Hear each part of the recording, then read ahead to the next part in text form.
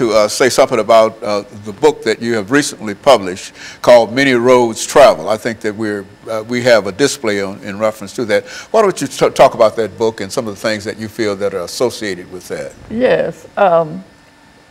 Many Roads Travel, or 20 Years in Bondage, was inspired, the writing was inspired by the woman in that old tin-type photograph, and by the pipe stem that she had, which somehow remained in the family for over 200 years.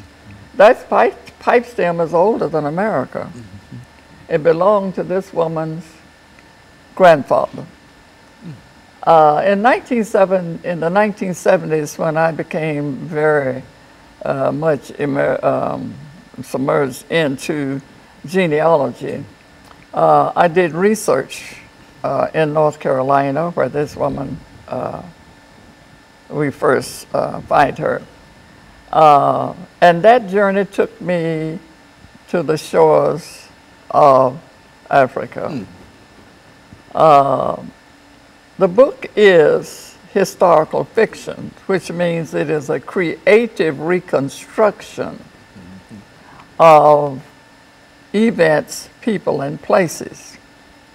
And so in the creative reconstruction, we visit the shore of Africa where two children are playing on the coast, and they see this, what they think is a mirage in the distance, this big, gray, white-looking thing. But it is not. It is a slave ship. And they are free and happy and carefree and romping in the sand. And they end up on that ship being captured.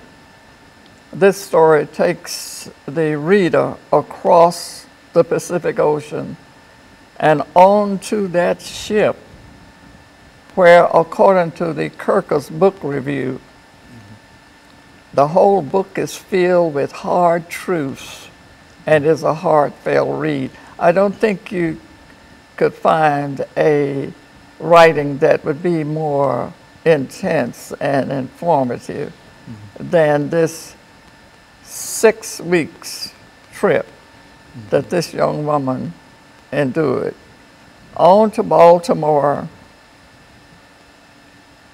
on to Norfolk, and finally to North Carolina, to the Piedmont. And there, the little town of Lincolnton, North Carolina, a free black community was established.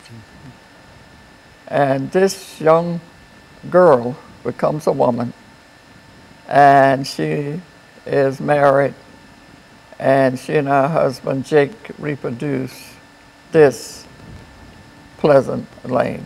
So this is a story of Pleasant, her forebears as they travel across the ocean, the many roads leading to North Carolina, and her kidnapping. She was a free girl